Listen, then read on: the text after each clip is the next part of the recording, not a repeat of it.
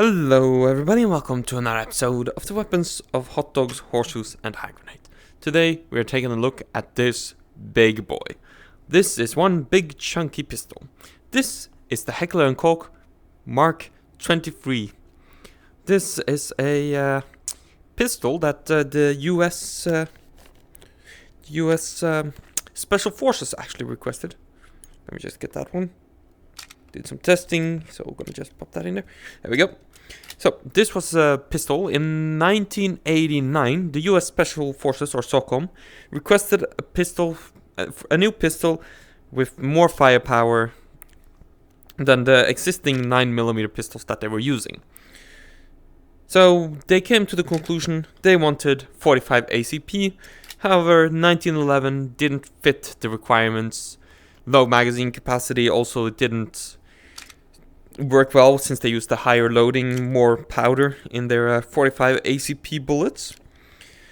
So they sent out a request, and Heckler & Koch and Colt responded to the request. Heckler & Koch coming with the Mk23 and Colt coming with a different pistol that was not chosen. The US decided to go with the Mk23 and they built almost 2,000 of these, and Heckler & Koch also sold some to the commercial market. So, sorry, that's my doorbell. I don't know if you can hear it. So this quickly covers what the Mk23, the story of the Mk23. US Special Forces, they needed a new pistol. This is it. But what exactly is the Mk23? Well, it is well, it has a tilting barrel, typical Browning design.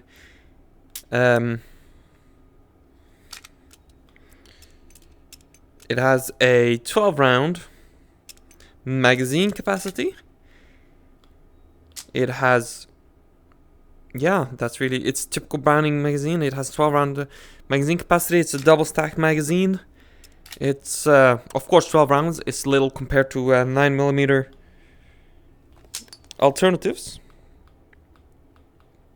But, it's an improvement over the typical 1911, which only had 7 rounds, but it does pay for it in size. Of course, size is actually part of what they wanted with this pistol. So, since this was a development for the US Special Forces, one of the main goals of this was that it would be a offensive weapon rather than a backup weapon. So, if your typical US Army, you would run like an M4 and an M9, and if you got into the situation, you would pull out your 19 or M9 and use that as a backup weapon. Well, this was more like you walk in with this already in hand. So its bigger weight wasn't really that much of a drawback. It was part of its intentional design in a way. And it also allowed for it to be a lot more comfortable shooting than if it was a smaller, lighter weapon. Of course, the US would... I can't recall if the US would replace it with the USP Tactical, but the USP Tactical would kind of take over this one in the role since the USP Tactical was just a better weapon, partially due to this one being this big and bulky. Which, of course, it's not ideal, especially not if you're using it as a defensive weapon. But, hey, we're in VR. The weight doesn't matter, and the bulkiness, we can look past it.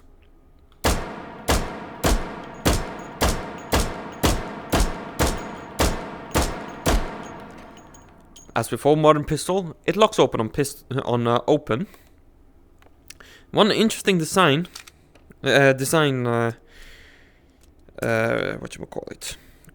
quirk, but aspect of its design, I guess, is that you can actually, I don't know if you can in hot dogs, horseshoes and hand grenades, but in real life, you can actually lock the military version of this. You can lock the slide so that when you fire, it doesn't cycle, which allows for a more silent operation with its silencer. I don't believe this is the real this is not the real silencer the US used.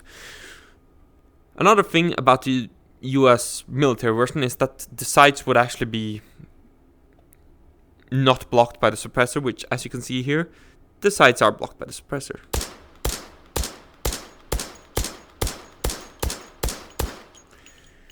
But I believe this is just the CV version, the Mark 23. So let's just quickly get rid of that.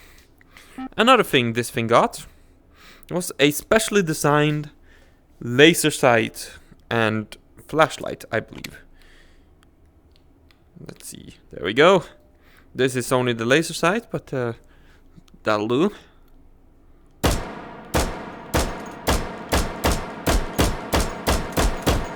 And as you can see, it fits perfectly on the Mark 23.